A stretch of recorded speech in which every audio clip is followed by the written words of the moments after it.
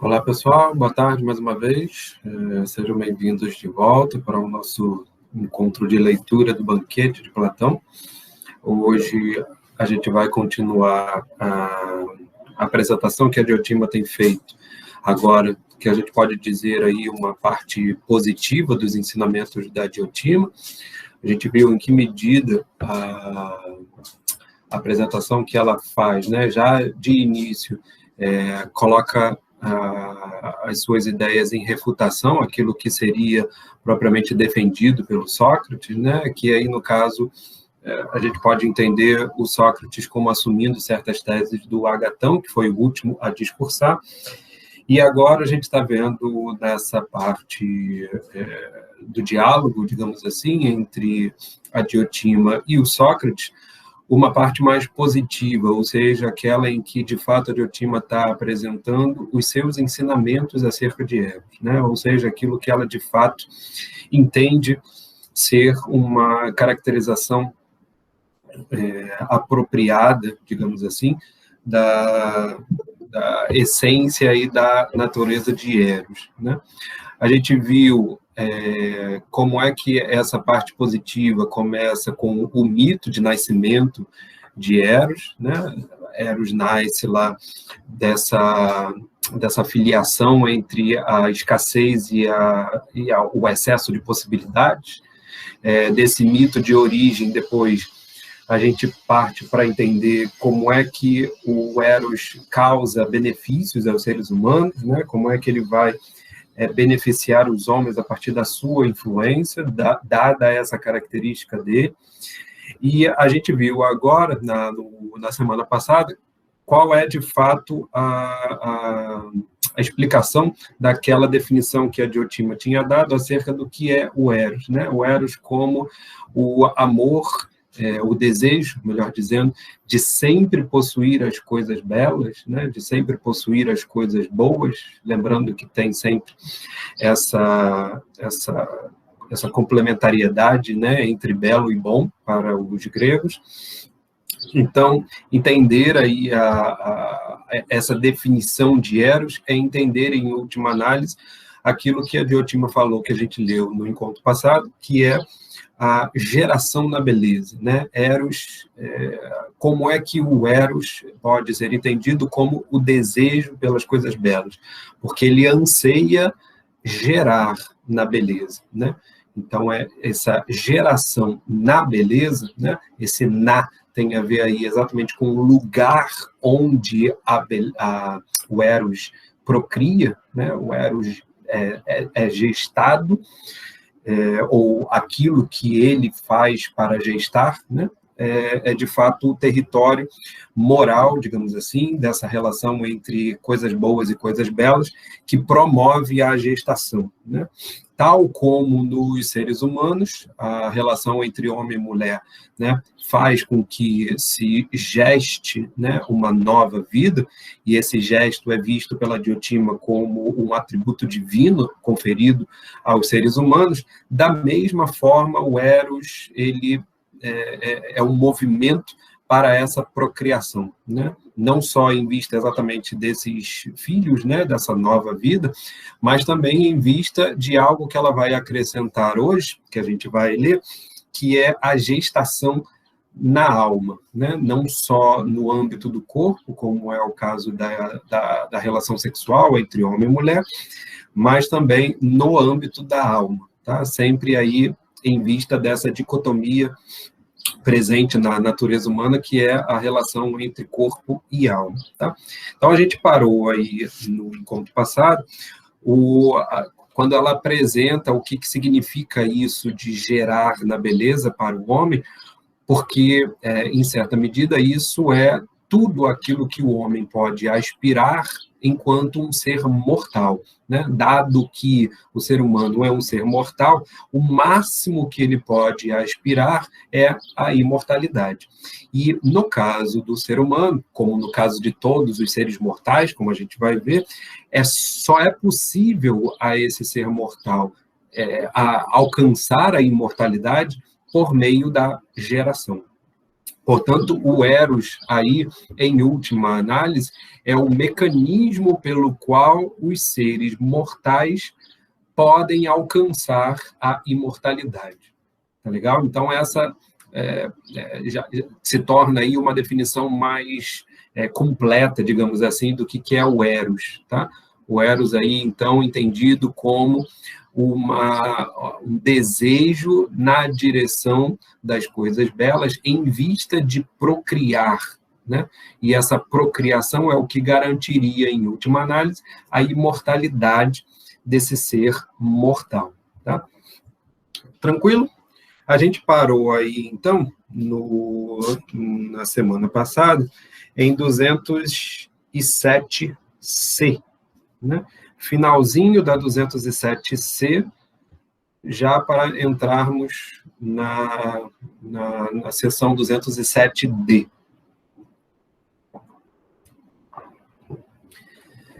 Acharam aí? É aquela numeração que fica do lado do texto, né? 207C.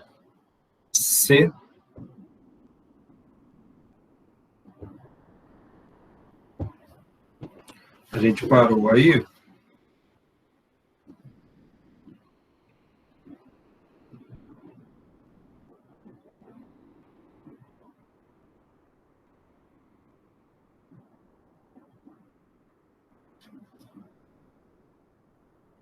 Eu vou voltar só um pouquinho.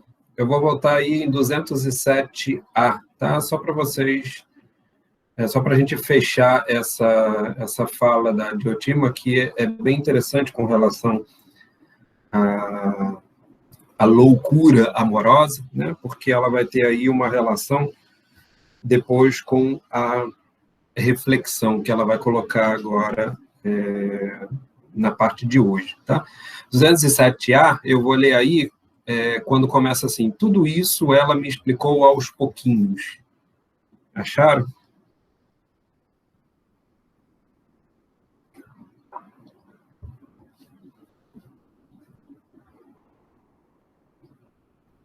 Então, deixa eu só reler esse parágrafo para vocês, para a gente pegar o fio da meada do encontro anterior. Tudo isso ela me explicou aos pouquinhos, isso é o Sócrates dizendo, né? Nas ocasiões em que conversávamos a respeito do amor. De uma feita, perguntou-me, Sócrates, qual te parece ser a causa desse amor e desse desejo?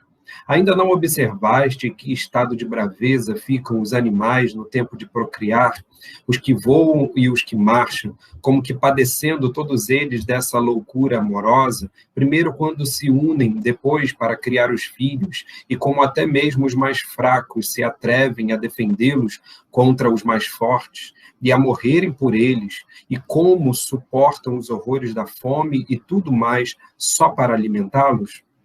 Com referência aos homens, acrescentou, poder-se-ia imaginar que eles assim procedem por meio da reflexão. Mas entre os animais, qual poderá ser a causa dessa disposição amorosa? Saberás dizer-me? Tornei a confessar-lhe minha ignorância. Né? A gente viu, então, esse finalzinho em que a Diotima apresenta aí como é que se daria um certo tipo de comportamento erótico entre os animais, tá? Que moveria a que esses animais estivessem bastante apegados às suas crias, né? É mais ou menos essa ideia que a Diotima quer trazer aqui para o Sócrates. E ela quer apresentar isso para fazer a analogia com o caso dos seres humanos, né? E aí ela pergunta, se isso acontece no caso dos seres humanos, a gente pode imaginar que eles procedem assim por meio da reflexão, tá? Reflexão aí tem a ver com a razão, né? Porque a palavra em grego é logismos, que vem de logos, que tem a ver com discurso e razão, né? Então, se no âmbito dos humanos o que está em jogo é uma espécie de raciocínio, no caso dos animais, que seriam seres desprovidos de raciocínio, não haveria, portanto, um tipo de comportamento racional, né? Ao que parece, os seres humanos acabam tendo, né, de certa maneira, em muitas situações, o mesmo comportamento. E é isso que vai servir para Diotima aqui, mostrar que, de algum modo, nós somos conduzidos por Eros de uma maneira muito semelhante àquela dos animais, né? Então, a Diotima pergunta, então, como pretendes vir algum dia a ser grande sabedor da arte de amar e ignoras esse ponto? E aí o Sócrates responde, na última fala que a gente viu na semana passada, por isso mesmo foi que te procurei, Diotima, como disse há pouco, por ter perfeita consciência de que necessito de mestre. Explica-me a causa desse fato e das outras manifestações do amor. Né? Então veja que, de fato, o Sócrates está se colocando como um aprendiz, como um aluno. Essa é a natureza aqui, digamos, da relação do Sócrates com a Diotima. Ele, nesse momento, já está se apresentando como um aluno, como um aprendiz, e ele quer que a Diotima explique para ele isso mesmo que ela estava perguntando a ele, né? Ou seja, como é que se explica a natureza desse comportamento animalesco que a Diotima caracteriza como uma loucura amorosa, tá? Então, a Diotima complementa aí agora com a fala que vai nos interessar hoje, tá? Se aceitas, me falou, né, a Diotima falando, que o objeto natural do amor é o que já tantas vezes admitimos, não tens do que admirar-te, né? Dado que o objeto natural do amor é aquilo que foi admitido antes, então não seria nada admirável, né? Isso que os animais, o que move o comportamento dos animais. Exatamente como naquele caso, aqui também a natureza mortal procura, tanto quanto possível, ser eterna e imortal. Então, ela vai dizer que esse comportamento dos animais, que pode ser caracterizado como uma loucura amorosa, né, e que não está no âmbito do raciocínio, como ela havia indicado, está, de fato, circunscrito à atuação do Eros, né? Tanto nos animais quanto nos seres humanos, nós somos movidos por um determinado desejo na direção de procriar. Por quê? Porque na procriação nós nos imortalizamos. Então, nada de estranho, vai dizer a Diotima, daquilo que se realiza com os animais, né? Os animais estão ali sendo movidos pelo seu desejo de imortalidade.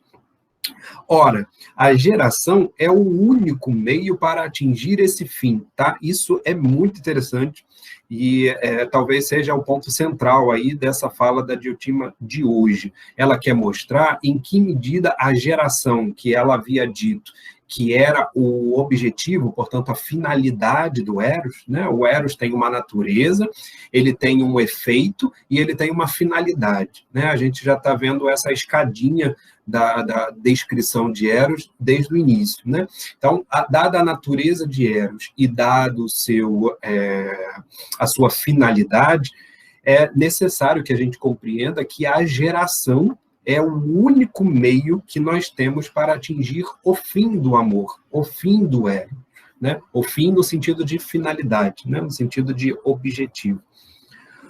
Como deixar sempre um novo ser novo no lugar do velho, tá? Então, para o ser mortal, vai dizer a Diotima, a imortalidade só é possível no sentido da geração. Por quê?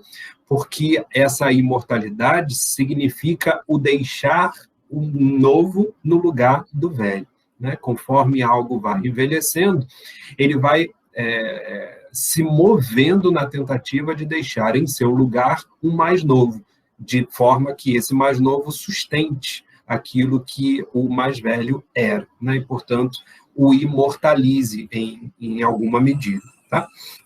De cada ser vivo, costuma dizer-se que vive e é idêntico a si mesmo, como dizemos que o mesmo indivíduo que vai da infância à velhice, né? Então, dentro de um espaço de uma vida, nós geralmente dizemos que o indivíduo é aquele que permanece o mesmo, né, entre aspas, do nascimento até a sua velhice, portanto, até a morte.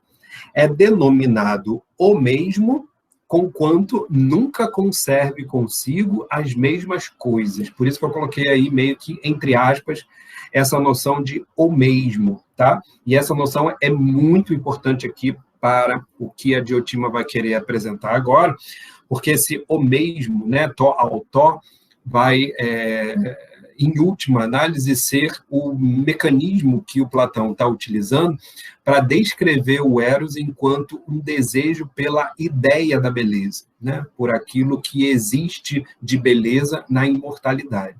Tá? Então, esse tó ao tó é o termo, é a expressão que vai exatamente identificar a beleza nela mesma, né? Aquilo que é belo por si mesmo.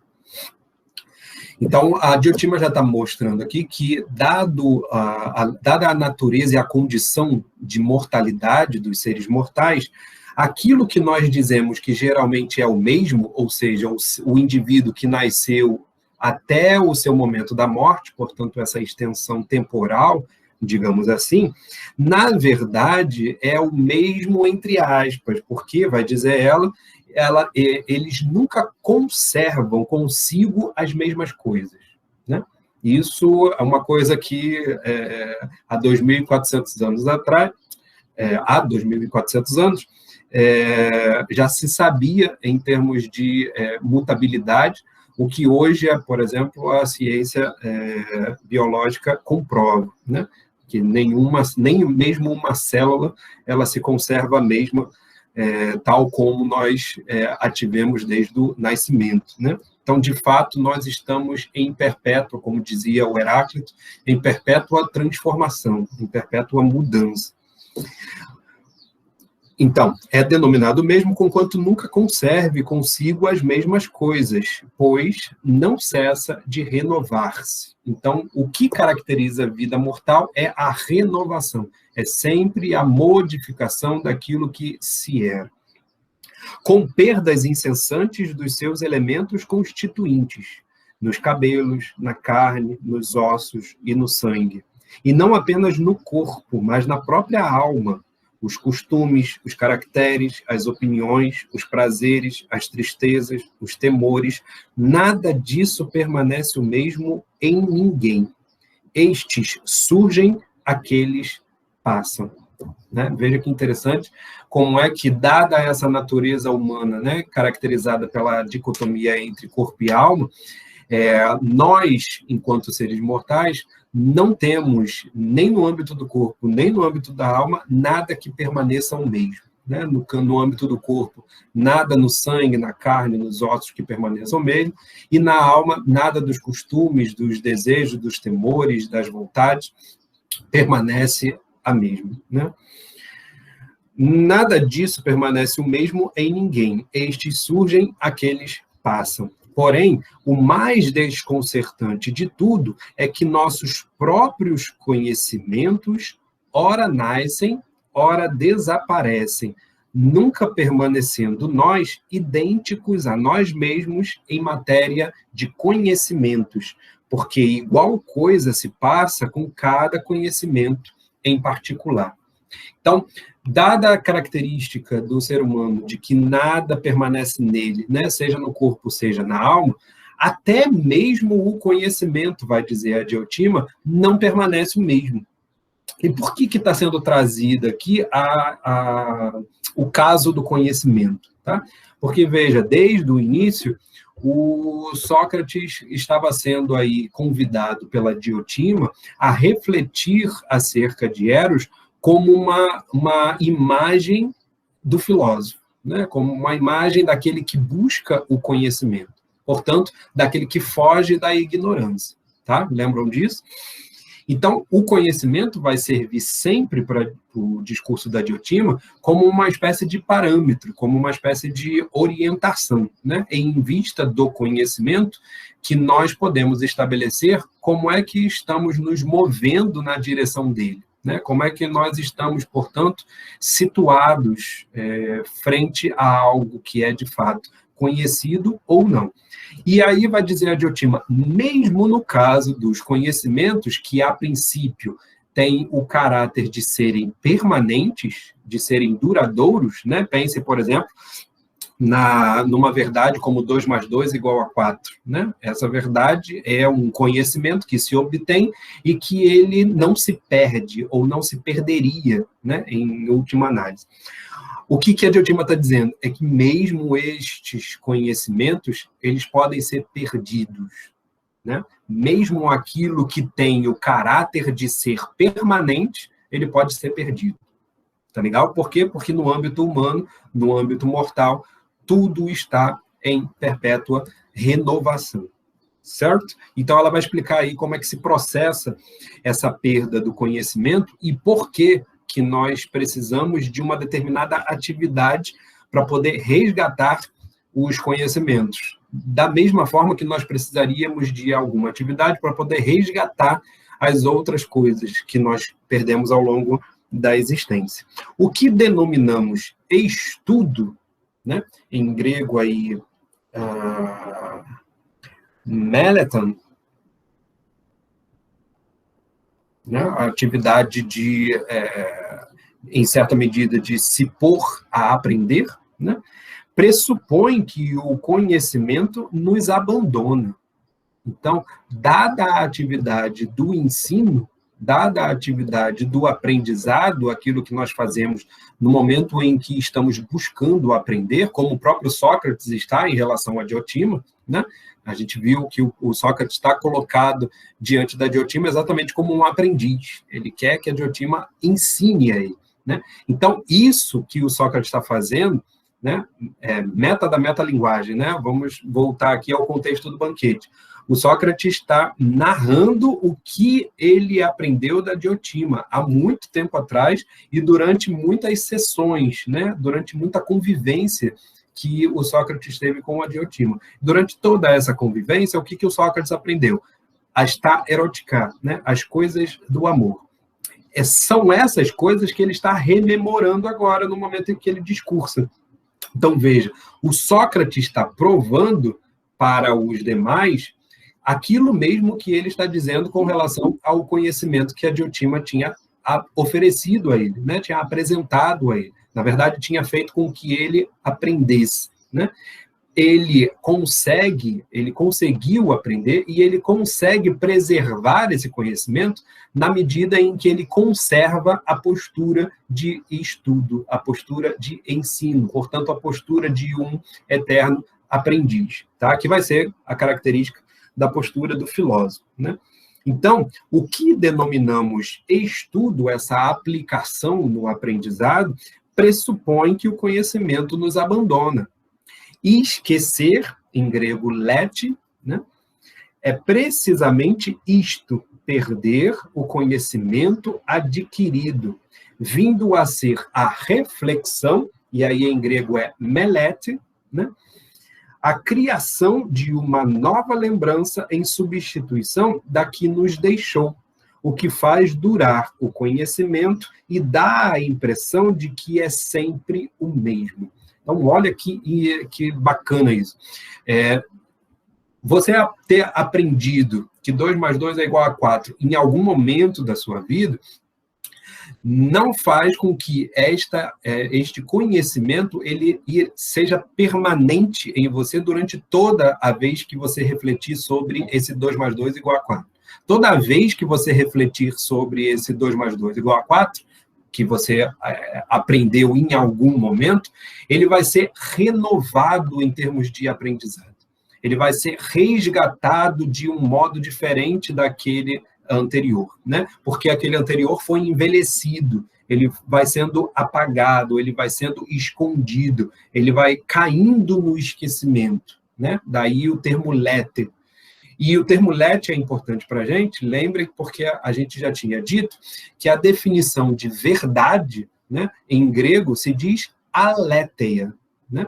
Então, lete, como o esquecimento, vai dar origem à palavrinha que diz a verdade. A verdade tem esse azinho aí no início, né? Deixa eu escrever aqui para vocês, né? Let é o esquecimento e a letheia, que é a verdade, né? Então vejam que tem um azinho aí no início da palavra verdade, né? Ou seja, o que é esse azinho aí do início da palavra verdade? É o azinho da privação, da negação. Em outras palavras, verdade é você não esquecer. Tá? Essa seria, aí, propriamente dita, a definição de verdade para o grego. Então, veja, quando a Diotima está dizendo aqui lete, ela está dizendo esquecimento, o conhecimento, em última análise, sempre é passível de esquecimento, o exercício que nós fazemos de rememorá-lo, ou seja, o exercício de melete, né, o exercício da reflexão, de fazer com que esse conhecimento seja resgatado em nós, esse movimento nos coloca no âmbito da verdade, né, da aletheia, portanto, do não esquecimento, daquilo que precisa ser rememorado. Em última análise, a verdade, né, para o grego, é aquilo que precisa ser rememorado, é aquilo que não pode ser esquecido. E dada na nossa natureza mortal, que mesmo os conhecimentos que são permanentes, a gente acaba esquecendo, a aletheia se posiciona, portanto, como um determinado tipo de situação, de discurso, de ação, que jamais deve ser esquecido. Portanto, aquilo que, em última análise, deve configurar as nossas reflexões, porque a todo momento a gente deve trazê-la à memória, né? Deve trazê-los à memória. Diga aí, Sérgio.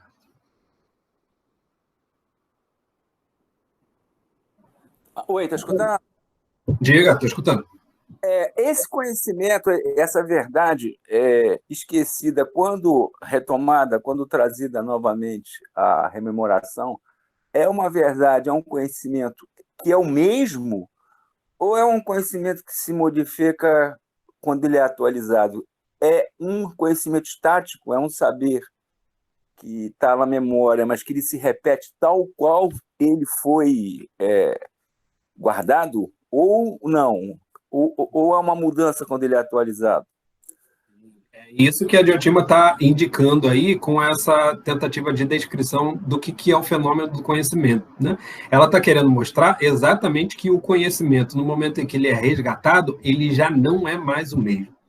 Ele sempre vai ter alguma coisa nova, de novidade, no momento em que ele é atualizado. E veja, uma coisa que é atualizada, né, renovada, ela acaba perdendo determinadas coisas também, né? Você, muito provavelmente, vai perder, por exemplo, a possível emoção que você teve no momento que você descobriu que 2 mais 2 é igual a 4. Né? Você pode ter tido uma belíssima emoção no momento, mas, dada a reflexão que você vai fazer posteriormente para resgatar essa verdade, você pode não tê-la, né, renovado, né, reavivado, com a mesma emoção de antes.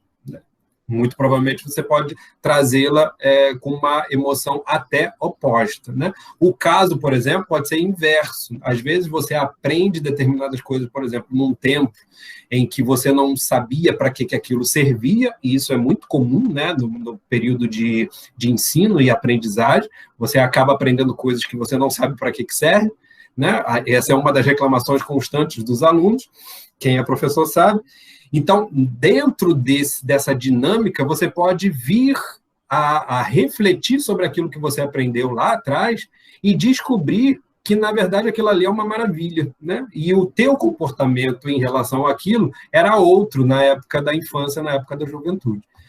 O que a Diotima está querendo mostrar, em última análise, é que, tanto como o corpo ele não permanece o mesmo, porque as células sempre se renovam, essa renovação não vai ser a mesma, no sentido forte do termo, percebe? Porque o mesmo aqui quer dizer uma coisa de idêntico, né? Como você mesmo colocou. Então, ela está querendo mostrar que as coisas não são idênticas no âmbito do mortal. Da mesma forma que um filho não é idêntico ao pai. Ele tem traços dos pais, mas ele não é idêntico aos pais. Né? Percebe? No momento que a Diotima propõe que a geração é o meio que os indivíduos têm para se imortalizar, essa imortalidade nunca vai ser a mesma. Tá legal? E isso em todos os âmbitos, inclusive, como ela está dizendo aí, no âmbito do conhecimento. Então, de certa forma, conhecer é sempre reconhecer. Essa é uma tese forte para o Platão. Tá? O Platão vai situar, na verdade, o conhecimento sempre como um reconhecimento. E, no fundo, a gente sempre precisa reconhecer. Né? Não só a si mesmo, né, mas também as coisas que nós dizemos que conhecemos. Tá legal? Então, de fato, sim, tem uma renovação aí com relação a isso que a gente sabia antes e vai confirmar que a gente sabe hoje. Tá? Essa confirmação, ela nunca é a mesma. Tá? É isso que a Diotima está querendo mostrar para o Sócrates aqui nesse momento. Certo? Mas, só para entender, esse reconhecimento, quando atualizado, existe alguma diferença no sentido de uma qualidade? Ele é de menor qualidade? Ele se distancia de um primeiro conhecimento? Ele se distancia. Ele se distancia, mas ele não pode ser dito de melhor qualidade ou maior qualidade, porque isso vai dizer respeito ao tipo de perdas que a atualização teve e que tipo de ganhos ela teve. Né? Então, no âmbito da descrição da Diotima aqui, nesse caso, o que ela está mostrando é simplesmente o fenômeno, o que acontece. Ela não está fazendo o juízo de valor dizendo se o filho ele é de melhor qualidade do que os pais ou não, percebe? Ela só está descrevendo para dizer o seguinte, os filhos são a continuação dos pais. É o meio que os pais têm de se imortalizarem, mas isso não significa que os filhos vão ser idênticos. E, de certa maneira, não significa também que eles vão ser melhores. Tá? Ela não está entrando nesse juízo de valor para qualificar, né, aquilo que fica e aquilo que é renovado como uma referência ao que passou, né, e ao que se perdeu. Tá? Ela só está descrevendo mesmo o fenômeno para poder mostrar como é que as coisas acontecem de fato. Certo? Ficou claro aí? Tranquilo. Beleza. Então, olha só como é que ela termina aí essa ideia para o Sócrates.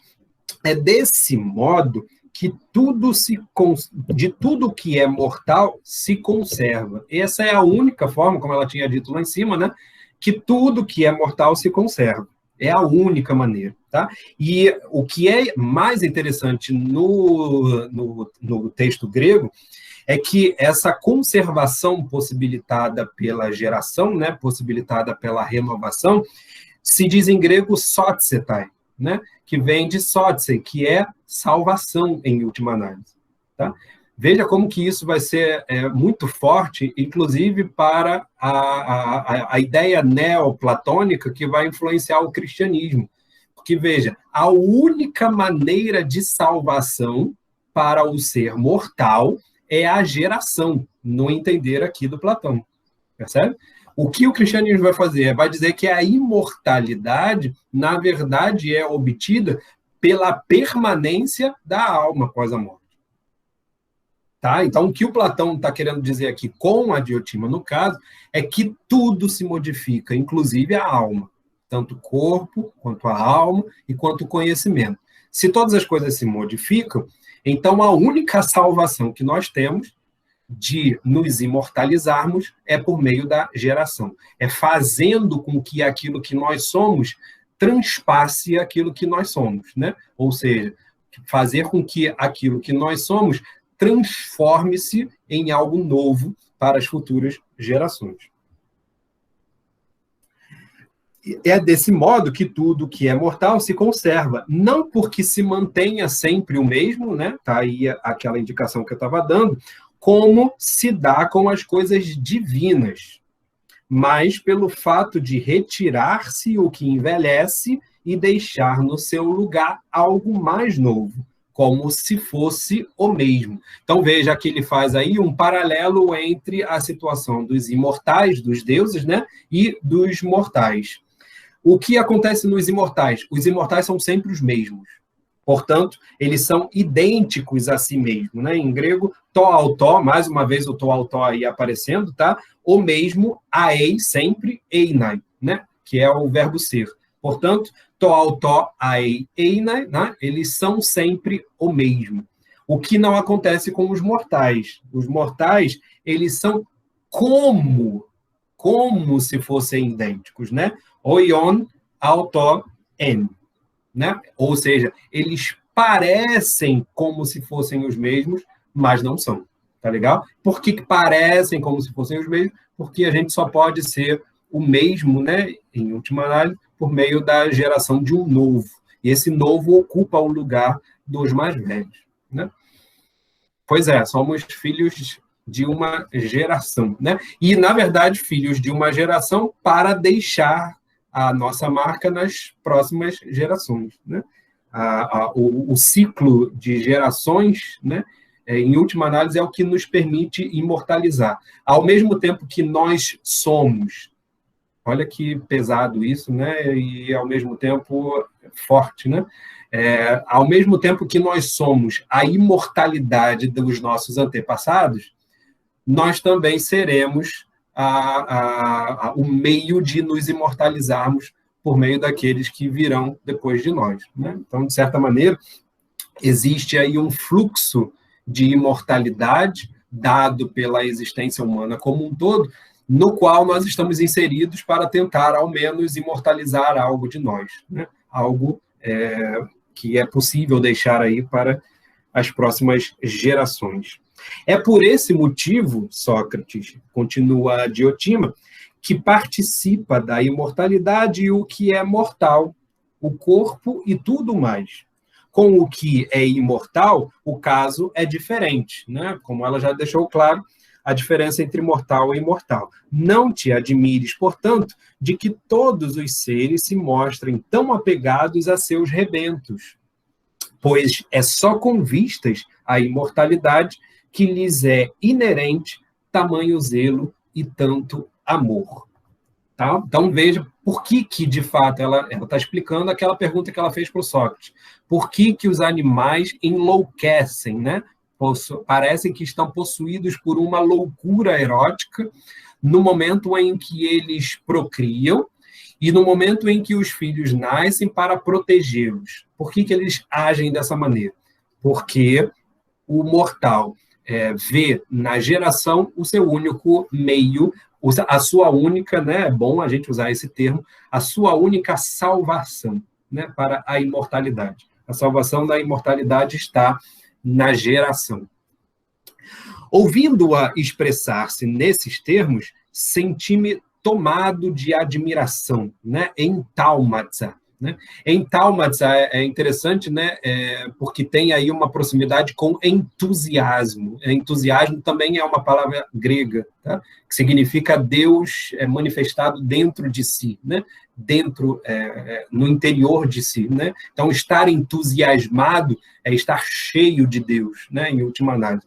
E em Taumatsa, né, é você estar admirado internamente, né, como se fosse um movimento interno de você estar maravilhado com alguma coisa.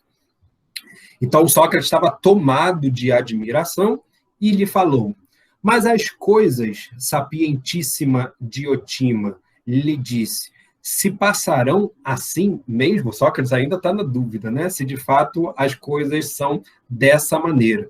E olha como ele chama a Diotima, Sofótate, né? A mais sábia, né? Aquela que é muito sábia. Né? Opa, deixa eu ver aqui a colocação da Mira. Pensando no legado deixado pelos humanos, o perverso, o mal, o que deixa. Entre o amor não tem como não pensar no mal.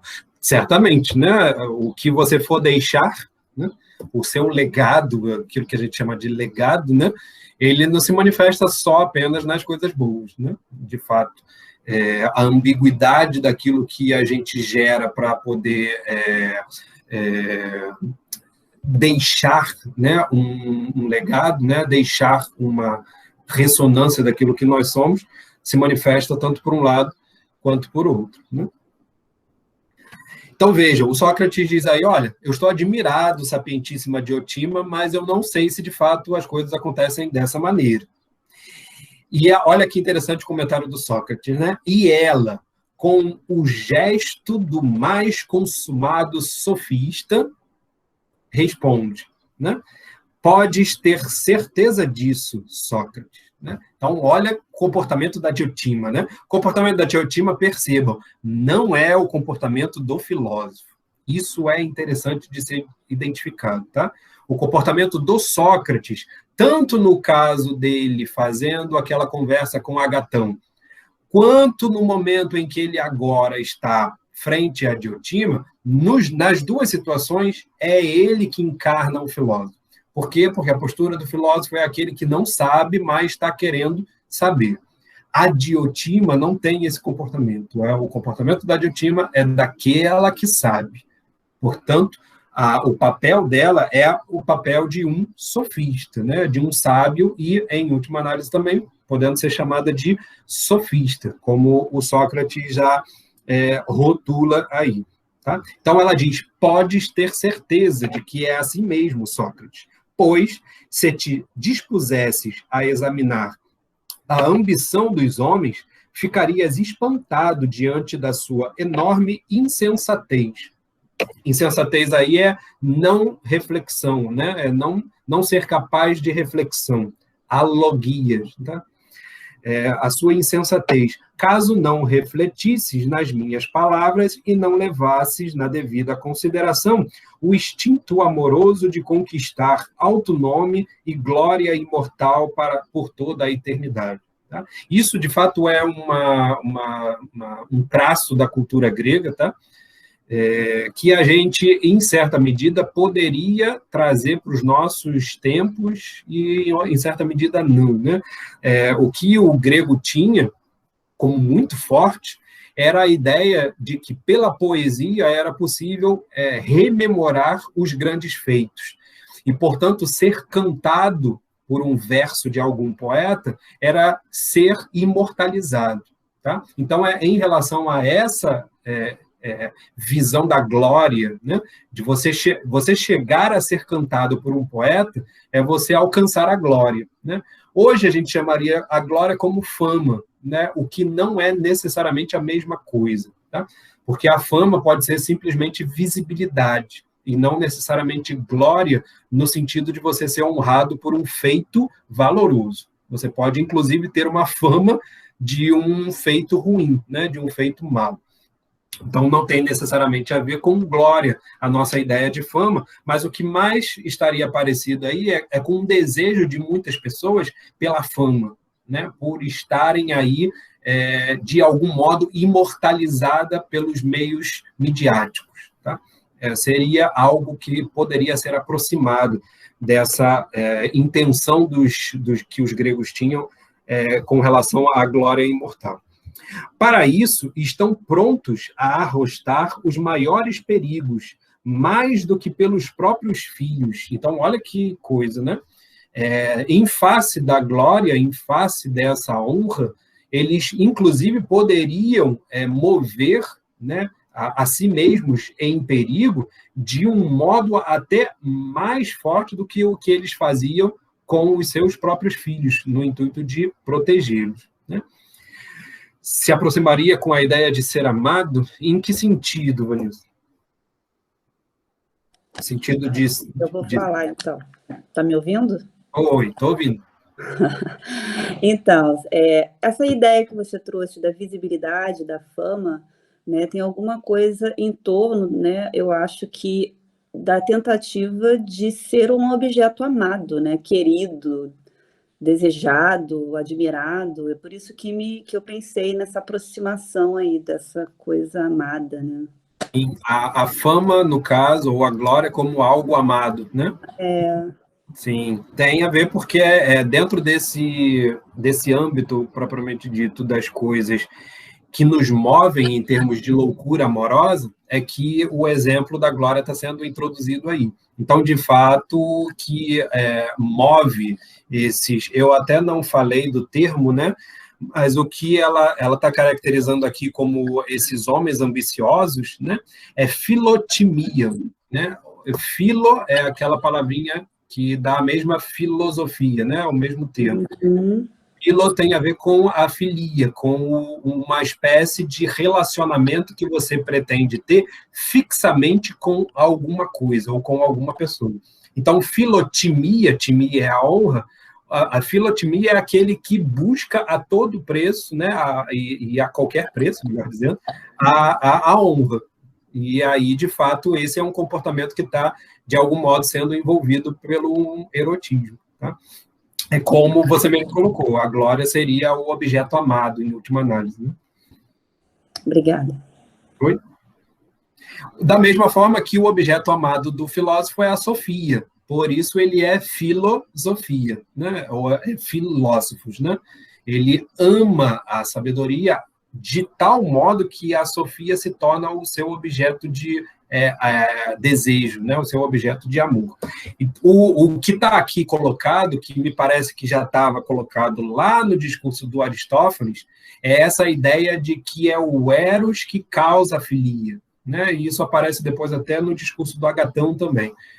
Para você ser movido a querer ter um desejo de ambição, um desejo de aprendizado, um desejo, qualquer que seja esse desejo mais constante em relação a um determinado tipo de objeto, ao que parece, esse desejo é motivado pelo eros. É como se, por meio dessa coisa amada, você imaginasse a sua imortalidade. Né? Aquele que ama a glória, a honra e a fama, né? No nosso caso aqui, eles amam essa tentativa exatamente para se imortalizarem. É a sua maneira de se imortalizar. Então, isso pode ser dito um movimento erótico exatamente porque é um movimento em vista da imortalidade. Tá? Ela continua, achas mesmo, continuou, que Alceste consentiria em morrer por Admeto? É aqueles exemplos que apareceram lá no discurso do Fedro, né? Ou que Aquiles, para vingar Patroclo, o seguiria na morte, e o mesmo fizesse o nosso Codro para assegurar aos filhos o reino, sem a certeza de deixarem após a si a memória imortal de suas virtudes, que ainda vive entre nós? Veja, eles deixaram a memória das suas virtudes de tal modo que eles são relembrados, né? Eles são rememorados. Estar na lembrança de uma determinada cultura é, de fato, se imortalizar, em última análise. Longe disso, prosseguiu a Diotima, estou certa de que é só pela imortalidade do mérito e pela fama gloriosa que todos fazem o que fazem, e com tanto maior empenho quanto mais nobre forem, pois não há quem não ame a liberdade. Tá? Essa frase aí é lapidar, digamos. Né? Tu atanotu erosim, né? Não há quem não ame a imortalidade.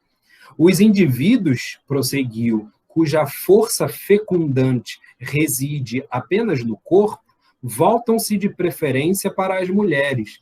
É a sua maneira peculiar de amar, a fim de gerar filhos, e, por esse modo, assegurar para si próprios, conforme creem, a imortalidade, ventura e renome duradouro no perpassar intérmino do tempo. Mais um verso aí para ilustrar como é que aqueles que veem que o seu potencial erótico é apenas corporal, físico, né, eles procuram o máximo possível procriar, gerar junto às mulheres. Né? Aí você pode entender que talvez as mulheres também pensem da mesma forma.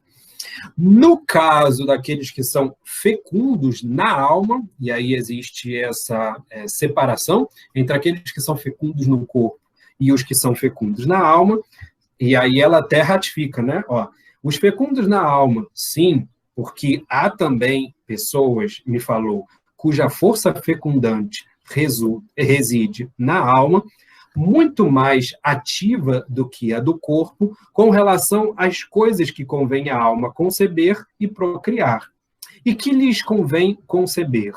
A sabedoria e as demais virtudes, de que precisamente os poetas são os pais e os artistas dotados de espírito inventivo. Vi aí aquilo que eu estava querendo dizer para vocês, quando o grego via que era através da poesia, né, através do fazer da arte, que você tinha a possibilidade de se imortalizar, porque era no louvor que os poetas teciam a seu respeito, que fazia com que o seu nome permanecesse por gerações, né? Tanto é que nós hoje falamos ainda de Aquiles, né? Ainda hoje nós falamos de Odisseu, né? Ou ainda hoje nós ouvimos falar dessas personagens e, não por acaso, ainda hoje nós ouvimos falar de Sócrates, né?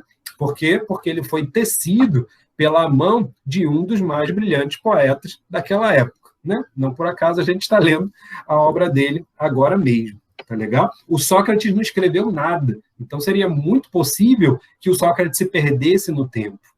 Em certa medida, a ideia do Sócrates para se imortalizar foi deixar os seus ensinamentos de tal maneira que esses seus alunos, né, seus discípulos, conseguissem procriar eles também, né? Fazer com que eles desenvolvessem isso de tal modo que a sua memória permanecesse. E não por acaso, um dos discípulos do Sócrates escreveu um livro, né, contando os ditos e feitos de Sócrates, cujo nome é Memoráveis, né? Ou seja, os feitos dignos de serem lembrados de Sócrates, né? De fato, ele deixou um legado. E aí, lembrando que a Mira tinha comentado, né, ele deixou um legado tanto positivo quanto negativo, né? A gente tem aí a dupla possibilidade, né, de se entender o legado socrático como também um legado negativo em alguns pontos, tá? Que já foi bastante levantado pelo Nietzsche, por exemplo. A porção mais importante e bela da sabedoria, continuou a Diotima, é a referente ao governo das cidades e à organização da família, o que recebeu o nome de prudência e justiça. Ela vai fazer aqui uma descrição do que seriam essas coisas que movem aqueles que fecundam na alma a procriarem, tá? Eles procriam para se tornarem prudentes e justos, né? Portanto, em vista da virtude. Quando a alma de um desses homens divinos encerra essa virtude fecundante e, na idade própria, sente desejos de fecundar, põe-se também, segundo creio, a procurar por toda parte o belo para nele procriar. Veja que acontece a mesma coisa do que acontece no corpo. A gente tinha dito que quando está na idade de fecundar, os corpos procuram o ambiente do belo, né? Aquilo que é o mais belo para neles procriar, né? O mesmo acontece, vai dizer a Diotima, no caso dos fecundos da alma. Eles também buscam o que é mais belo para poderem procriar nele. O que jamais poderia dar-se na fealdade. Mais uma vez, aí ela está colocando aquela ideia de que não existe procriação no feio. Tá? Essa a razão de deleitar-se muito mais com os corpos belos do que com os feios, por querer procriar. E se coincide encontrar uma alma bela, generosa e bem-nascida, alegra-se sobremodo com essa dupla beleza, a do corpo e da alma. Ou seja, se, dada a constituição humana, né, de ser ao mesmo tempo corpo e alma, o que há de mais belo é exatamente encontrar aquela pessoa que é bela não só de corpo, mas também de alma. Na presença de tal criatura, ocorrem-lhe de pronto as mais elevadas expressões sobre o valor da virtude, os deveres e as aspirações dos homens bons, e de imediato procura doutriná-la. Convivendo com a beleza, segundo penso, e em contato com ela, gera e dá nascimento às coisas de que havia muito, sua alma estava prenhe. Perto ou longe, não pensa em mais ninguém e cria, juntamente com ele, o produto dessa união. Tá? Isso tanto no âmbito do corpo, quanto também no âmbito da alma. A comunhão de semelhante par é muito mais íntima do que a que se observa entre pais e filhos. Veja que ela está descrevendo agora o que acontece na fecundidade da alma, na fecundidade entre aqueles que se identificam pela beleza mútua, né? Porque estreitada com laços afetivos muito mais firmes, visto possuírem em comum filhos mais belos e mais imortais. Então, veja, se na procriação do corpo você se imortaliza por meio dos seus filhos, é claro que os filhos não são tão imortais quanto um discurso, por exemplo, que vai permanecer ao longo de gerações, louvando os seus feitos, os seus grandes feitos. Né? De certa maneira, mesmo um discurso é passível de cair no esquecimento. Né? Você pode ter aí situações históricas que, inclusive, dificultam a transmissão de um texto, de uma obra, de uma dada cultura para outra. Né? Isso não impede, no entanto, que as obras do Espírito sejam muito mais duradouras e fecundas do que as obras da carne, né? Ou as obras do corpo.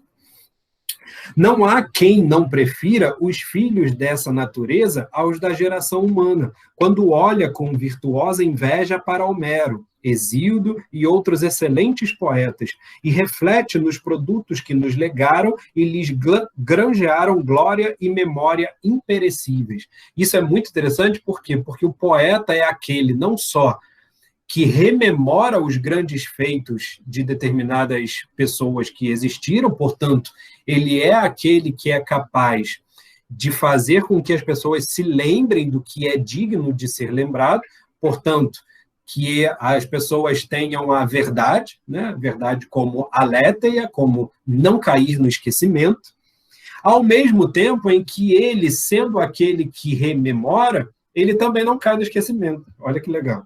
Né? O poeta é a grande figura dessa cultura grega, de modo geral. Né?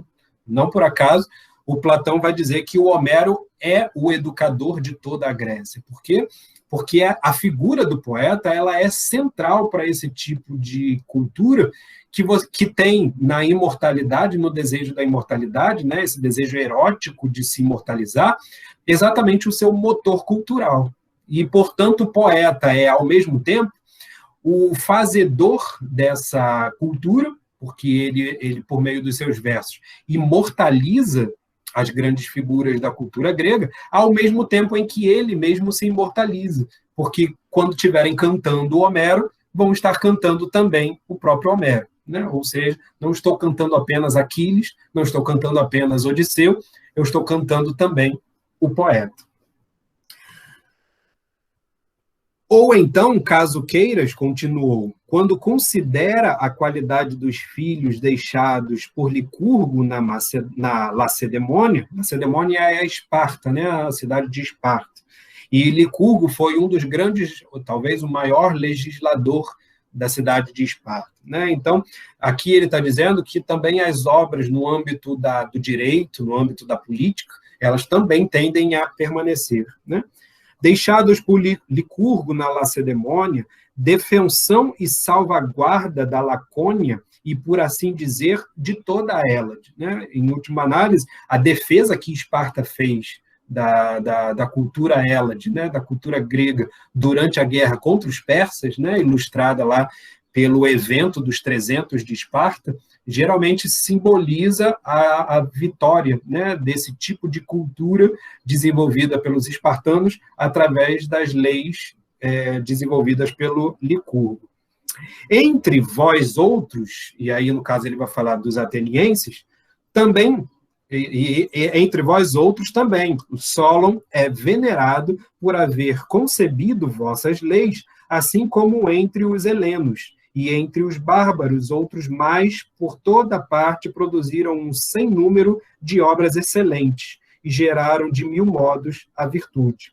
Por causa de tais filhos, já foram instituídos muitos templos em seu louvor, o que jamais fizeram por seus pais os da geração carnal, né? Geralmente, os filhos não levantam templos, né, e honras aos seus pais, né, em vista dos seus pais, tal como aqueles que vêm de um discípulo, né, ou aqueles que vêm de uma geração posterior a uma grande obra realizada de modo cultural, seja na arte, seja na política, seja no direito, enfim, os seus descendentes tendem a louvar aquele criador, né, de tal modo a imortalizá-lo também. Não só imortalizar os seus feitos, mas a imortalizar o seu benfeitor. Tranquilo, gente? Deu para compreender essa divisão que a Diotima está fazendo aí entre a procriação no corpo e a procriação na alma, e como é que os seres humanos, desde que estejam envolvidos aí com essa dicotomia entre corpo e alma, acabam também sendo passíveis de terem o desejo erótico tanto no corpo quanto na alma, e melhor ainda, se puderem reuni-los em uma única pessoa. Essa visão é central para vocês entenderem, para depois a gente entender como é que a Diotima vai fazer a chamada ascensão erótica, né? Para você passar como é que a gente consegue fazer uma educação de si, de tal modo que a gente consiga passar do desejo simples e imediato por um corpo belo para o desejo da beleza em última análise. Tá? Essa ascensão, digamos assim, essa subida, essa escalada em direção à beleza por ela mesma, que a gente vai ver já no nosso próximo encontro, né? Provavelmente já terminando aí o diálogo, a dialética e o discurso do Sócrates com a Diotima. Faltam só mais 2 páginas, e essas 2 páginas vão ser exatamente essa ascensão erótica, a parte mais metafísica, digamos assim, né, do diálogo do Platão, e aquela que, de fato, vai condensar o núcleo da experiência que o Sócrates teve junto com a Diotima, nesse tipo de... ele vai chamar de contemplação, né, que a Diotima vai proporcionar a ele, né? O Sócrates, nessa dinâmica, junto com a Diotima, ele vai ter o mesmo efeito, ele vai ter o mesmo processo que acontecia com aquele que participava dos ritos, dos mistérios da religião grega, né? A religião dos mistérios tinha um passo a passo, tinha um rigor num processo ritual que fazia com que só ao final o crente, né, aquele que participa do processo, conseguisse alcançar o grau de iniciado, né? Então, o Sócrates vai comparar isso que a Diotima fez com ele como uma espécie de iniciação, tá? Mas, como não daria para iniciá-los agora, a gente deixa essa iniciação para a semana que vem, tá? Então, não percam, porque é o finalzinho aí do discurso da Diotima com Sócrates, em vista do que significa aquilo que eu estou chamando desde o início do diálogo, desde o início da leitura do diálogo que a gente fez, de pedagogia erótica, tá? O que eu chamei de pedagogia erótica vai ser descrito agora nessa experiência que o Sócrates vai ter com a Diotima, tá? Ele vai sair dessa experiência renovado. E aí, renovado no sentido, daquele sentido que a Diotima tinha colocado, né? Ele vai, de fato, ser uma outra pessoa, certo? Então, vejo vocês na semana que vem. Obrigado pela presença de todos e até a próxima.